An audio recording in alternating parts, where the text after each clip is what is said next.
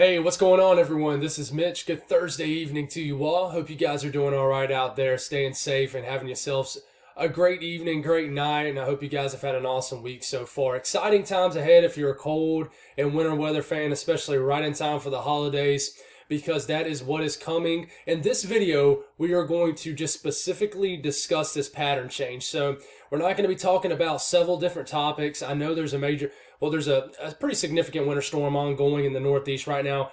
I'm not going to talk about that in this video. I'll give you an update on that tomorrow morning. Not going to talk about snow in the Midwest or anything. What we're going to do is focus in on this big time pattern change that is going to happen. So really what we'll do in this video is we'll discuss the cold.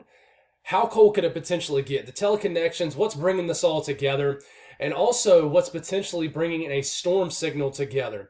We need moisture to link up with this cold air if you want snow around the holidays. Even far south, there's a signal, even far south, guys. I'm not just talking about the normal areas that can see snow in mid to late December. There's going to be areas kind of south and potentially really far south that could potentially flirt with some magic just before Christmas or just after it. So there's two areas I'm watching, guys. I'm just going to give you my thoughts on everything. I'm going to show you a lot of model guidance. And remember, you're going to see a lot of flashy images over the next several days leading up to Christmas. Just a reminder, I'm not trying to be a joy killer because when I see it, it makes me smile too. It makes the kid inside of me smile. But just don't be gullible to the point where you believe everything you see. Like if you see one graphic shows blue on this date, you tell everybody that it's going to snow on that day. These things are going to change so many times. But there is signals there, and we know the cold air's coming. So that being said, if you guys have not subscribed, certainly consider doing that. Like the video if you like it.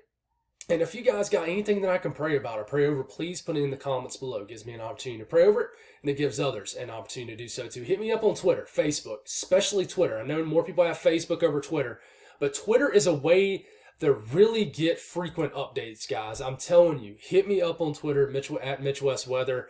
At Mitch West. Actually, it's at SCWeather_WX. But anyways, the link is all over the place on my YouTube. Check it out there. But let's talk about the 6 to 10 day temperature outlook. We'll start off by this, and if you're wondering, Mitch, just show me the model, show me the blue over my house. Well, chances are, if you're watching this video, I'm going to at least show you one model that's going to show blue over your house. But just a reminder, keep in mind, that does not mean it's going to happen, okay? But we're going to discuss probabilities, possibilities, things like that. But check it out. There's a lot of colors on here. But this is the 6 to 10 day temperature outlook. The 21st through the 25th takes us right through Christmas Day. Issued today, well below average temperatures. You got above, what is this, 90 to 100% chance to see below average temperatures. And it's going to be probably 20 to 30 degrees below average for this time of the year. This is going to, I don't know if we can compare it yet to that Arctic outbreak in the first couple days of January 2018, but it's got some similarities. There's a lot of similarities. There's always going to be similarities to things that happened in the past. But one thing you like to see is warm out west, because that tells us there's ridging out west, what we call a positive PNA. And we're going to talk about that here in a second. We look at this, and then we look at the same time frame for the 6 to 10 day precipitation outlook. You notice there's this little slug of area that is thinking maybe there's a chance for below average precipitation. Remember, we need above average precipitation to link up with this cold air. Well, one thing you'll notice, above average precipitation possible for the Northeast, and then below average temperatures. There's a storm signal for the eastern U.S. right in this area. This matches up almost perfectly with what I'm seeing on some of these model guidance right here of a big storm system. I would say 2 to 3 days before Christmas. So we look at the 8 to 14 day range. This takes us clear through Christmas, almost getting all the way to New Year's Eve. And below average temperatures still dominate the eastern U.S., especially the southeast. And I'm watching a period, and you know what? Let's not get too ahead of ourselves. I'll talk about it here in a second. But it's a similar look, right? Just a lot of people, there's an age-old saying, it's too cold to snow. Well, that's not really technically true. What happens is a lot of times you get a cold dome of air, a deep digging trough, and it pushes basically the jet stream, the southern jet, too far south. So there's still moisture, but it's way out in the Gulf of Mexico. And it suppresses all the storm tracks south, so you just get cold, dry air. There's a possibility of that, but I really think there is going to be a couple storm chances. Let's take a look at teleconnections, and I'm going to try to explain this in a way where the audience can understand. But the blue you see is troughing or a low pressure. The more kind of warmer colors you see, that is ridging. Above average temperatures are probably going to dominate in those areas. So what you see here is I'll start this Monday morning on the EPS Ensembles, one of the most reliable model suits out there. You already see favorable things coming together that link to troughing in the east and a storm system. You got a negative NAO. You got blocking up here in Greenland. You got what we call a negative EPO, which is blocking, ridging all the way up to Alaska. And then you're waiting, are we going to have a positive PNA, which is ridging? You want to see orange in this area right here in the western U.S. Well, watch what happens here as we get about midway next week. Look at this tall ridge as we get into about Wednesday of next week that begins to build all the way up to Alaska. This is going to put areas like LA very warm just before Christmas and around Christmas time. But you see these blues right here. This is troughing, this big cold air mass about to unload into the central and eastern U.S. And we keep this rolling here, and I stop it right here. Friday morning of December 23rd, basically a week from today. You got ridging, you don't have you basically have a neutral EPO. And I know you're like, Mitch, you're throwing a bunch of letters at me. I don't understand what it means. We'll discuss that here in the future, I promise you. But just know that when you have ridging up to Alaska, that's favorable for cold in the east. You got ridging in basically the western areas of the U.S. That is favorable for cold in the east. And if you got a negative NAO up here, it helps dislodge cold air, which it already has in this case as we get into the later part of next work week. So this also helps slow storm tracks down once they get off the coast of the Northeast. So it basically can cause major winter storms. In fact, that's kind of what's happened with the winter storm right now in the Northeast. There's already blocking up there, so it's really bogged down, and it's not a super powerful system, but it's really slow. There's long longevity to it. It's a 2 to 3 day event because this blocking up here is slowing down the storm track. But anyways, the look you see right here is favorable. We keep this going all the way through Christmas, the 25th, the 26th, all the way to the 27th, and you still have a pretty favorable look. Yes, the temperatures moderate as any temperatures would, but still. Let's talk about temperatures. Let's take a look at the operational GFS and the operational Euro. I'm not going to stay super long on this. Just find where your state is, and then I'll explain the timeline. So we'll start this off Monday morning, December 19th of this coming week. You already got cold temperatures. But this isn't super uncommon for the Dakotas, but it's still below average. Already moving into Dakotas, you got below zero temperatures up here, single digits if not below zero. And then look as this Arctic front begins to surge in. I'll stop it right here. This is for next Tuesday morning, the December 20th. And you're waking up to a pretty chilly morning for all the southeast and deep south Texas. But nothing, it's around average temperature-wise. You're pretty cold up here in the Northeast with just cold air kind of locked in. But this is the game changer right here. Look at these negative numbers up here. This is temperatures, guys, not dew points, not Celsius. This is in Fahrenheit. You got negative 20 to negative 30 degrees below zero up here in the Dakotas and Miami. This keeps moving southeast, and then all of a sudden we'll stop it for Wednesday morning. Christmas, well, no, it's the 21st, the first day of actual winter. Look how cold it is. It's going to feel like it up here. The entire state of Minnesota, 20, 25 degrees below zero. And then you're waking up to widespread freezes across the Mid-South, the South-Central U.S., the Ohio Valley.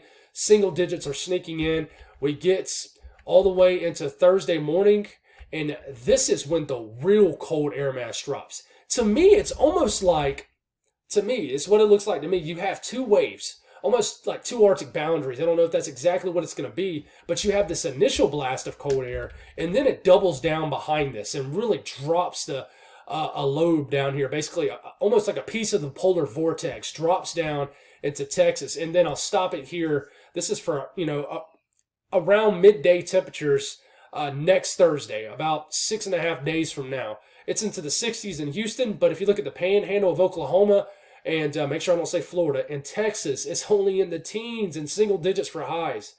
And then maybe one last warm day across the southeast. Enjoy it, because even if it only gets into the 40s, you want to enjoy this nice day.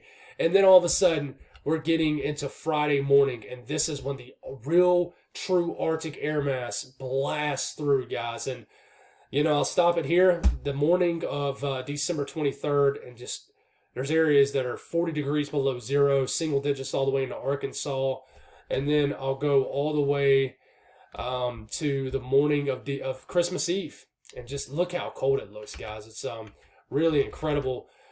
We just got to see. We got to watch this, but we know the cold air is going to be here. We'll keep on going. This is high temperatures potentially for the country, for the central and eastern U.S. for Christmas Eve, and it's going to be bitterly cold. Any last-second shopping, and not only this but there could be snow-covered grounds. But man, this is just an incredibly cold air mass, guys, that we need to watch out for. We look at the European. We'll stop it here. But we'll go to the European. It's the same kind of deal. We'll go all the way to Tuesday morning. Look at the cold air oozing in. 10, 15 degrees below zero up here. Not too bad up into southern Indiana. But then here comes the cold air. We'll go all the way out, and we'll stop it Friday morning. Christmas Eve, if you will, December the 23rd. Look at this. Single digits all the way into Tennessee, Kentucky, negative degree readings here in areas of the Ohio Valley, the Midwest, 15 to 20 degrees below zero. Low 20s all the way to the panhandle of Florida, single digits into the deep south. And these is potential high temperatures for the 23rd. You don't even get above freezing, not even close for areas of Alabama, Mississippi, Georgia, and then points north, not even close. And then we're getting into the morning of Christmas Eve. And look at these bitterly cold temperatures. Just from the European model, King Euro, if you will. And this is, Christmas Eve morning.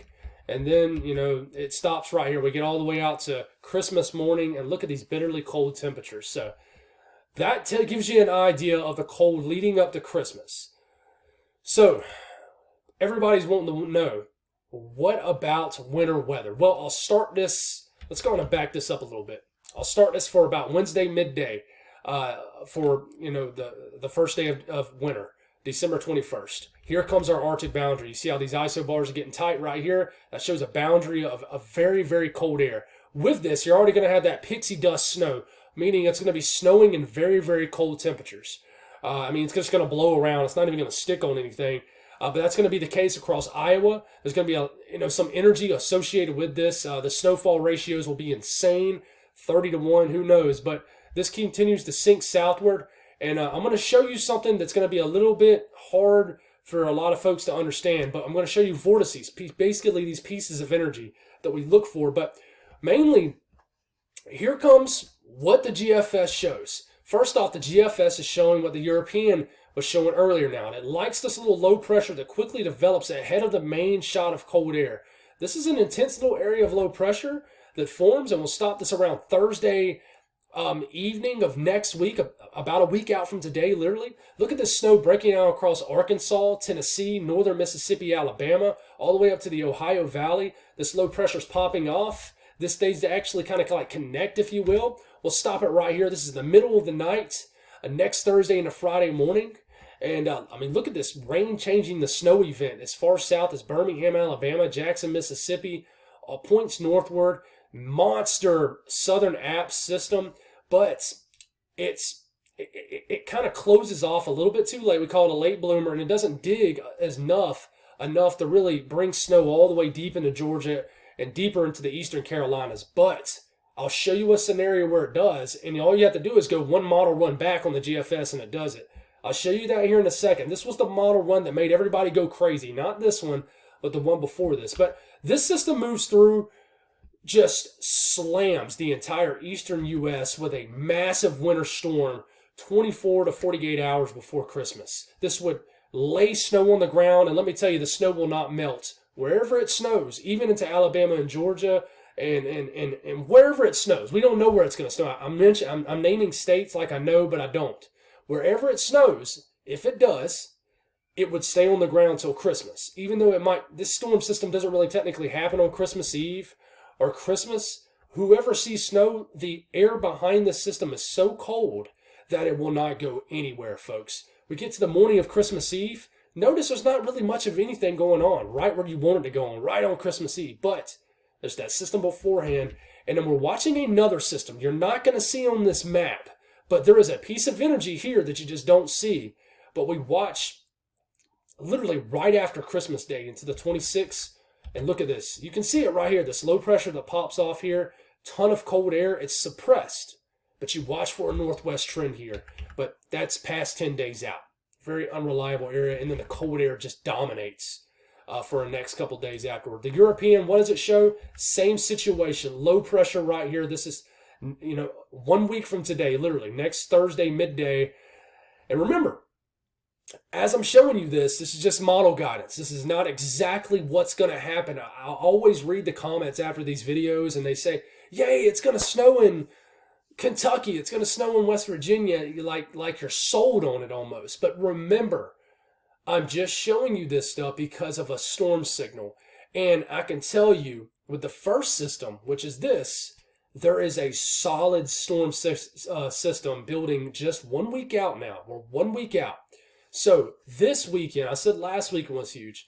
This weekend is massive of figuring things out. But Euro wants to pop this low pressure off right before the Arctic front comes in. This would bring snow. I can tell you the Euro and GFS are some pretty solid agreement with this. Bring snow into, next Thursday evening into New York City, Boston, just before Christmas. And then look at this huge system. Low pressure here and here, almost like dual low pressures. Snow all the way down to Atlanta. Not a lot. All this snow into the southern Alps, northern VA, huge system. Washington, D.C., to New York City to Boston. This is massive. And I can hear the people in the South sighing right now. Guys, trust me. The good news is we have a ton of time to work this out. Trust me. And listen, I'm human too. I get my emotions evolved into weather. Even though I'm a hypocrite for saying that, because I said do not get emotionally involved in these model runs. But I'm not going to lie. When I saw the GFS run that I'm about to show you, and then I saw the one this evening, deep down inside, I kind of moaned and groaned a little bit. But I realized that the next run can turn around and show something special again. But here we go. European just shows a absolute monster of a snowstorm for the entire Mid-Atlantic and Northeast right before Christmas. For the 23rd is really where it's centered. And then, look at this. The afternoon of Christmas Eve, such an Arctic air mass. You got some flurries being squeezed out. Look at the blue showing up down here in Houston. That tells you how cold this air mass is. It's just begging for moisture to ride over it. Look at these little snow showers you see over Mississippi. And then we get all the way out into the last frame, the morning of Christmas Eve. And one thing I want you to note here is, first off, you got insane lake effect snow bands probably popping off the Great Lakes from this cold air run going over the relatively warm Great Lakes. But look at the moisture trying to bubble up down here. I think if you were to keep this run going, if the European was to keep going, it would show a winter storm over Georgia and the Carolinas. Just my gut feeling. But it only goes out 10 days. And 10 days is really far out anyway. So one thing I want to show you here, and this is going to this might go over people's heads, but this is going to be important as we begin to get closer to this storm system. I showed this and talked about it a lot last winter, and I was just trying to get the audience to understand what's going on. So this is our energy associated with our Arctic front here. Look at these vibrant colors you see here. And then you got some energy right into here, right off Baja, California. It gets kind of left behind, so we don't have that anymore. But this energy digs down here. This is on, let me see, this is the latest GFS. Energy digs down here, and what you look here is you see these isobars, these little lines. You look for these to close off. First off, this ridging, you see these lines bubbling up right here over the western U.S., you want these to build as much as possible. Create a steep slide basically for this energy right here to die, because the more this steep ridge is, the taller it builds, the more this digs south right here. And the more we can get it to dig south quick, we don't want it to dig south too fast or it'll become an inland cutter. We want it to move and dig right around here and then become a Miller A type system where it just delivers one of those classic, I'm not going to compare anything to the 2000 snowstorm, but just a classic track like that, kind of like what the GFS showing at 12Z, which I'm going to show you. But this digs, but it doesn't dig enough. And it begins to dig right here. This is, the morning of December 23rd. And then it turns into a significant system. Look how these isobars close right here, and this is when this becomes a massive system. But one, it phases and blooms too late, and two, with this GFS, it doesn't close fast enough for areas further east to see snow, like more of Georgia and the Carolinas, more of Alabama, more of Virginia, basically those eastern areas that were hit on the GFS run from 12Z. There's a big difference here. In fact, let's show you what the crazy GFS showed. I won't say it's crazy. I'm hoping for it. I'm pulling for it. I'm like a fanboy hoping for it. Let's show what the GFS showed for the 12Z run that got everybody hooping and hollering. Friday morning, next Friday morning, almost a week from today, shows your classic winter storm. Snow in Columbia, ice in areas, snow all the way down to the panhandle of Florida. Beautifully tracking storm that moves through here. And then it just gives love to everybody, except really far inland areas. But this would bring a monster snowstorm for the I-95 corridor. And this is your classic looking Miller A type storm right here. This is what had everybody getting excited today, including me. I'm not even going to lie to you guys, but this is what you want. This would lay the foundation. This would put snow on the ground that would not melt through Christmas.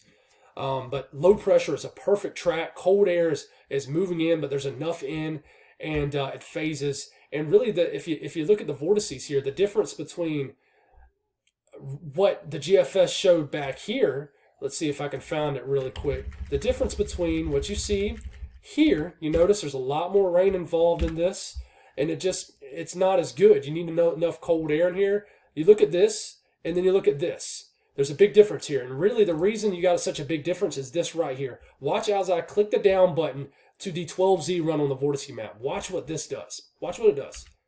You see how it trends southwest and it's digging a little bit deeper? You go to the present run. You see how it's a little further north, isn't digging as quicker. And those little steps right there, and look at the ridge. Look at the ridge right here. Look how steep it is right here. And then I go to the current run. It kind of is more of just a gradual slide.